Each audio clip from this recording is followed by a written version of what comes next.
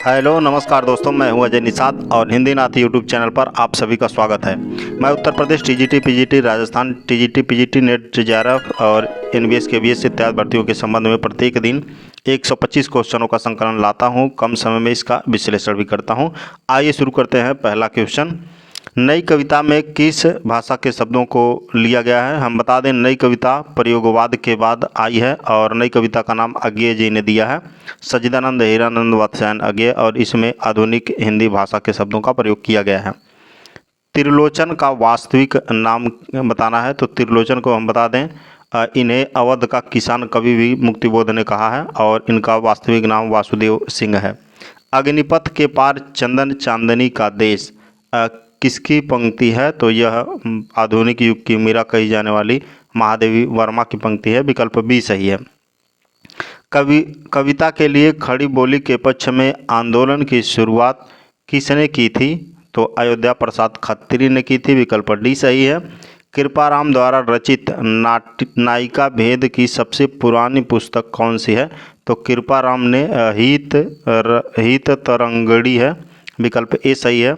बाकी उज्ज्वल नीलमणि जो है रूप गोस्वामी द्वारा रचित है और करड़ा भरण है जो करनेश के द्वारा रचित है। छायावाद के संदर्भ में कौन सा कथन असत्य कथन बताना है?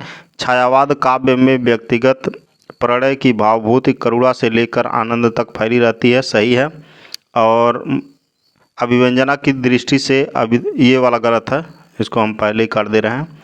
लक्षणात्मक शैली का प्रयोग इसमें होता है छायावाद में। छायावाद प्रेम सौंदर्य का यौवन की कविता है। विकल्प सी भी सही है। और छायावाद काव्य में अनुभूति की प्रधानता के कारण उसे स्थूल के प्रति सूक्ष्म का विद्रोह माना गया है। डी भी सही है। तो यानी कि बी वाला क्या है, गलत है, इसलिए वो सही हो जाएगा। ऑप्शन ए, सी और डी सही हैं, बाकी बी असत्य है।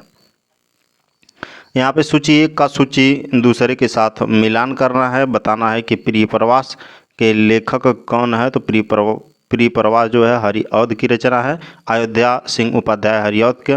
और रंग में भंग मैथिली शरण गुप्त की रचना है। बाकी मृत्युंजय राय देवी प्रसाद पूर्ण का रचना है। पथिक राम नरेश त्रिपाठी का रचना है। मिलान कर सकते हैं आप। तो देखिए, चौथा का चौथे के साथ मिला था, तो विकल्प सी सही होना चाहिए। यहाँ पर भी 8वें नंबर प्रश्न में भी सूची एक का दूसरे के साथ मिलान करना है। तो सतरंगिनी जो रचयिता है हरिवंश राय बच्चन जी का है। सतरंगे पंखों वाली नागार्जुन का हो गया। और अणिमा सूर्यकांत त्रिपाठी निराला का। रीतम भरा केदारनाथ मिश्र प्रभात की रचना है। ठीक है ना। अगर बालकृष्ण शर्मा नवीन का कहा जाए तो एक याद कर लीजिए, हम 2022 जन्म के। ठीक, कौन सा सही होना चाहिए? सही होना चाहिए बी वाला। निम्नलिखित में शुद्ध वर्तनी वाला शब्द बताना है। उच्च श्रृंखल कैसे लिखा जाएगा? तो हम बता दें, उ च श्रृंखल कहाँ मिलेगा? विकल्प डी में मिलेगा। विकल्प डी सही है। निम्न में से कौन विशुद्ध राष्ट्रीय भावधारा का कवि नहीं है? राष्ट्रीय भावधारा का कवि कौन नहीं बताना? सोहनलाल द्विवेदी बहुत हैं, राष्ट्रीय चेतना के ही हैं। बाकी माखनलाल चतुर्वेदी जी भी हैं और रामधारी सिंह दिनकर जी भी हैं। और नागार्जुन जी राष्ट्रीय भावधारा के नहीं हैं, ये प्रगतिवादी हैं, मार्क्सवादी हैं और राजनीतिक विचारधारा के हैं। नंद ब्रज लीजे ठोंकी बजाए पंक्ति किस कवि की है? पंक्ति नंद ब्रज लीजे ठोंकी बजाए पंक्ति बताना है। यह पंक्ति सूरदास की है। विकल्प ए सही है। अगर इनकी रचनाओं की बात करें तो सूरसागर, सूरसरावली, साहित्य लहरी, 3 प्रमुख याद कर लो। निर्गुण संत कवियों में सर्वाधिक सशस्त्र एवं सुशिक्षित कौन था? सबसे शिक्षित निर्गुण में ज्ञान आश्रय में सुंदरदास जी थे। हिंदी साहित्य के इतिहास लेखन परंपरा का सूत्रपात किसने किया? तो फ्रेंच भाषा में कई बार आ चुका है, गारसा दत्तासी ने किया था। ठीक है ना। भविष्यत कहा कल भी आया था, रचना का नाम भी मैंने बताया था। भविष्यत कहा के रचनाकार कौन है? तो धनपाल जी हैं। बाकी महापुराण की रचना पुष्यदंत ने की। स्वयंभू का अगर रचना की बात करें पौम चरियु, ठीक है, चरियु सरापा ने दोहा कोश की रचना की है। बाकी भविष्य का कहा अब धनपाल। अगर नहीं याद कर पा रहे हैं तो हम तरीका बता रहे हैं। हमेशा भविष्य के लिए किसकी ज़रूरत पड़ती है? धन की। तो भविष्यत कहा और धन, ठीक है, इन दोनों से याद कर सकते हैं। अवहट्ट में शिक्षा शब्द के लिए कौन सा रूप मिलता है? शिक्षा के लिए तो शिक्षा मिलता है, विकल्प सी सही है, शिक्षा। भक्ति विवेक निम्नलिखित में से किसकी रचना है? भक्ति विवेक तो मलुकदास की रचना है भक्ति विवेक। अगर मलुकदास की रचनाओं की बात करें तो सुख सागर, राम अवतार लीला, ब्रज लीला, ध्रुव चरित, ऐसी कई रचनाएं इन्होंने रची हैं। इनका एक दोहा बहुत ही प्रसिद्ध है।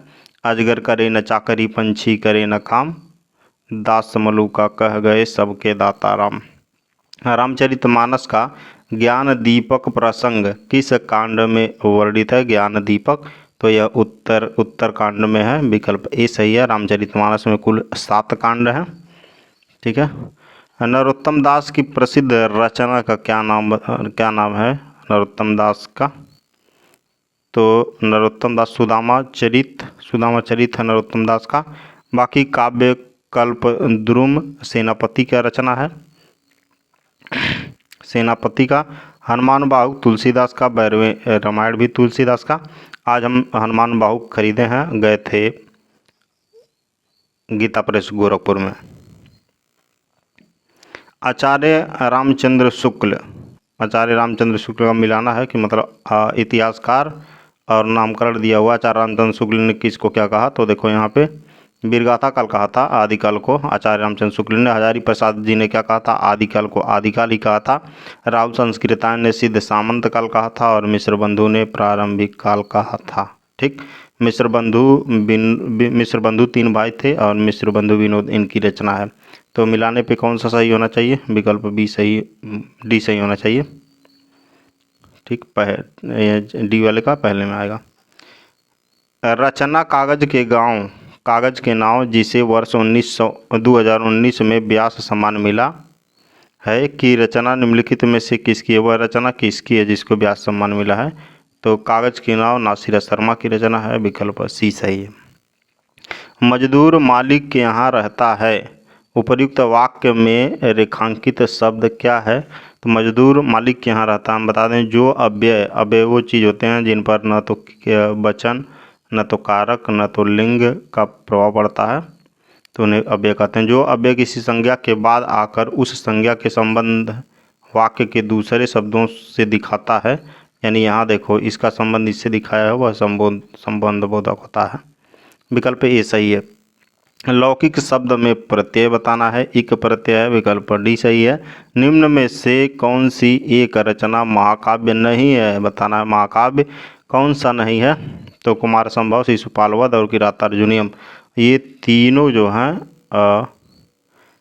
ये महाकाव्य हैं। बाकी प्रसन्न राघव यह जयदेव की रचना है और यह एक नाटक है प्रसन्न राघव। कुमार संभव कालिदास का है और शिशुपाल वध माघ जी का है। आधा गांव उपन्यास चित्रित गांव है। आधा गांव के रचयिता राई मासूम राजा जी हैं और गंगोली गांव का चित्रण हुआ इसमें। रामचंद्र शुक्ल ने निम्नलिखित में से किस पर अधिक बल दिया है? बताना है किस पर अधिक बल दिया है? तो रस सिद्धांत पर अधिक बल दिया है, विकल्प ए सही है। बता दें ध्वनि सिद्धांत के आनंदवर्धन है, अलंकार सिद्धांत के भामह और रीति सिद्धांत के वामन है।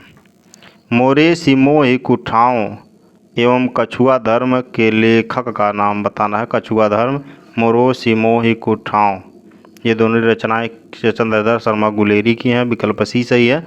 इनकी रचनाओं की बात करें तो ठलुआ क्लब, फिर निराशा क्यों, ये ऐसी रचना, 2 रचना याद कर लो, ठलुआ क्लब और फिर निराशा क्यों।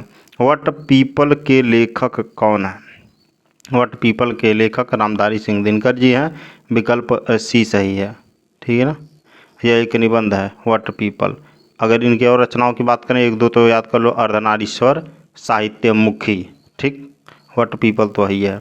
कितने अंक वाले नाटक को एकांकी कहा जाता है? तो 1 अंक वाले नाटक को एकांकी कहा जाता है, विकल्प ए सही है यहाँ पे। और हिंदी का पहला एकांकी एक घूंट जयशंकर प्रसाद द्वारा रचित है। प्रसाद के नाटकों में प्रथम श्रेष्ठ समीक्षक कौन रहे? तो नंदुलारी वाजपेयी जी रहे। विकल्प ए सही है। अनंत देवकी प्रसाद के किस नाटक की पात्र है? तो राजश्री, स्कंदगुप्त, ध्रुव स्वामिनी और विशाख, ये चारों जो हैं प्रसाद के ही नाटक है, जयशंकर प्रसाद के। और पूछ रहा है अनंत देवकी किसकी पात्र है? तो स्कंदगुप्त की पात्र है। विकल्प बी सही है। अगर और पात्रों की बात करें स्कंदगुप्त के, तो पृथ्वी सेन, गुरुगुप्त, भट्टारक, देवसेना, विजया, आनंद देवी। ठीक है। निम्न में से एक शब्द की वर्तनी अशुद्ध है, वह शब्द कौन सा है? ठीक है। अहल्या सही लिखा है, प्रव्रज्या सही लिखा, आद्र सही लिखा है, हद्रिका सही नहीं लिखा है यहाँ पे। द्वारिका नहीं होता है, द्वारका होता है, बता दें आपको लिख के। द्वारका सही है, द्वारिका सही नहीं है वर्तनी की दृष्टि से। निम्न में से एक शब्द की वर्तनी अशुद्ध है, वह शब्द कौन सा है? बाकी तीन तो सही होंगे। प्रदर्शित सही है, अहोरात्र ये भी सही है, एक तारा भी सही है, भास्कर एक बार और आ चुका है, भास्कर में दंत स रहेगा, भास्कर छोटा सा मतलब। ठीक है। विकल्प डी सही है, उसमें अशुद्धि है। आज रात इससे परदेसी चल किए विश्राम यहीं, जो कुछ वस्तु कुटी में मेरे करो ग्रहण संकोच नहीं। प्रस्तुत काव्य पंक्तियों के रचनाकार कौन है? तो ये एकांतवासी योगी से लिया गया ये, और इसके रचयिता श्रीधर पाठक जी हैं। कामायनी महाकाव्य में रहस्य के बाद कौन सा सर्ग आता है? तो रहस्य के बाद ये कामायनी में 15 सर्ग हैं, रहस्य के बाद आनंद सर्ग आता है। विकल्प सी सही है। छायावाद में वक्रता का वैभव मिलता है, कई बार कामायनी का जिक्र हम कर चुके हैं। छायावाद में वक्रता का वैभव मिलता है। प्रसाद के काव्य में निम्नलिखित में से किसका उत्कर्ष मिलता है? तो अभिव्यंजना का मिलता है। अगर कामायनी में भी अभिव्यंजना का जिक्र हुआ है, आंसू में भी काफ़ी दर्शाया गया। पंथ को किस काव्य कृति पर ज्ञानपीठ पुरस्कार मिला था? पंथ को 1968 में चिदम्बरा के लिए मिला था। विकल्प बी सही है। आधे अधूरे नाटक के लेखक का प्रमुख स्त्री पात्र का क्या नाम है बताना है। तो आधे अधूरे मोहन राकेश, आधे अधूरे के लेखक मोहन राकेश जी हैं, ये याद रखिएगा। और प्रमुख स्त्री पात्र की बात कर रहा है तो सावित्री थी। विकल्प सी सही है। भारतेंदु मंडल के लेखकों में इनमें से कौन से लेखक नहीं है? भारतेंदु मंडल में शिव प्रसाद सितारे हिंद ये नहीं है, ये स्वतंत्र कवि हैं शिव प्रसाद सितारे हिंद। विकल्प ए सही है। बाकी लाला श्रीनिवास दास, प्रताप नारायण मिश्र, बालकृष्ण भट्ट ये भारतेंदु मंडल के कवि हैं। पांचवें पैगंबर नाटक के लेखक बताना है तो भारतेंदु हरिश्चंद्र जी हैं। विकल्प डी सही है। निम्नलिखित में से किस एकांकी में संयुक्त परिवार की समस्या को उठाया गया है? संयुक्त परिवार की समस्या को सूखी डाली में उठाया गया है। विकल्प सी सही है। बाकी अधिकार का रक्षक उपेंद्रनाथ अश्क का है, उपेंद्रनाथ अश्क का, और बाकी सूखी डाली भी उपेंद्रनाथ अश्क का है। दो बहनें रविंद्रनाथ टैगोर का है, और तौलिए जो है ये उपेंद्रनाथ अश्क का ही है। शिव साधना नाटक है, ये शिव साधना हरि कृष्ण प्रेमी का नाटक है शिव साधना। अगर बात करें इनके और रचनाओं के, रक्षाबंधन याद कर लीजिए, स्वप्न भंग याद कर लीजिए, दो रक्षाबंधन और स्वप्न भंग। शिव साधना एक तो ये है। कबीर की वाणी का संग्रह किस नाम से प्रसिद्ध है? तो बीजक नाम से प्रसिद्ध है। इनके शिष्य थे धर्मदास, उन्होंने ही संकलन किया था। रामचरितमानस, पद्मावत, सूरसागर, कबीर दोहावली जैसे ग्रंथ किस काल की देन है? तो भक्ति काल की देन है। विकल्प ए सही है। कूटज के लेखक कौन है? कूटज के लेखक हजारी प्रसाद द्विवेदी जी हैं, और इसका प्रकाशन 1964 में हुआ था। ठीक है ना। विकल्प ए सही है। भ्रमण गीत का वैशिष्ट क्या है? भ्रमण गीत का वैशिष्ट क्या है? तो उद्धव और गोपी के बारे में संवाद होता है, जिक्र होता है। विकल्प बी सही है। यहाँ पे भी यहाँ पर भक्ति काल के किस कवि को जड़िया विशेषण से विभूषित किया जाता है? और कवि गड़िया नंददास जड़िया नंददास है। विकल्प ए सही है यहाँ पे। ठीक। तर्कपूर्ण शैली के लिए भी ये प्रसिद्ध है नंददास जी। मीराबाई के गुरु कौन थे? तो मीराबाई के पिता का नाम रत्नसेन, पति का नाम भोजराज। मेवाड़ के काकड़ी में जन्म हुआ मेवाड़ की काकड़ी में, और जन्म 1516 ईस्वी में हुआ। ठीक है ना। तो और गुरु कौन है? रैदास जी हैं। नेपथ्य राग किसका नाटक है? तो नेपथ्य राग मीराकांत का नाटक है। विकल्प ए सही है, मीराकांत का नाटक है नेपथ्य राग। इनकी और रचनाओं की बात करें, एक दो याद कर लो, अंत हाजिर हो और कंधे पर बैठा सांप, दो याद कर लो कम से कम। विकल्प ए सही है यहाँ पे। सूरदास जी को जीवनोत्सव का कवि किसने कहा? आ चुका है, रामचंद्र शुक्ल जी ने कहा सूरदास को जीवनोत्सव का कवि, और तुलसीदास को लोकमंगल का कवि इन्होंने कहा है। और बच्चे जायसी जी को प्रेम का पीर कहा है, और इन तीनों को मिला दें तो त्रिवेणी कवि कहा है। कौन सी कृति कौन कहा है? जो वो रामचंद्र शुक्ल जी कहे हैं। कौन सी कृति जायसी की है? बताना है जायसी की कृति कौन सी है। तो मधुमालती मंझन की रचना है, 1545 में रचा गया। मृगावती 1503 में रचा गया था कुतुबन द्वारा। अनुराग बांसुरी 1764 द्वारा नूर मोहम्मद द्वारा रचा गया। बाकी कन्हावत जायसी की होगी है। विकल्प सी सही है। सूफी कवियों का सबसे प्रिय अलंकार बताना है। सबसे प्रिय अलंकार समासोक्ति है। विकल्प बी सही है। रेखा चित्र की विशेषता किसमें होती है? रेखा चित्र की विशेषता तीव्रता में होती है। विकल्प ए सही है। और रेखा चित्र पूर्ण चित्र नहीं होता है। बिहारी की रचना का क्या नाम है? बिहारी का रचना का बिहारी सतसई नाम है। ऐसे में कई जगह माना जाता है कि 713 दोहे या 719 दोहे थे। ठीक है ना, इनकी रचना में। और बता दें जहांगीर जस चंद्रिका के रचनाकार कौन है? तो के आचार्य केशवदास है।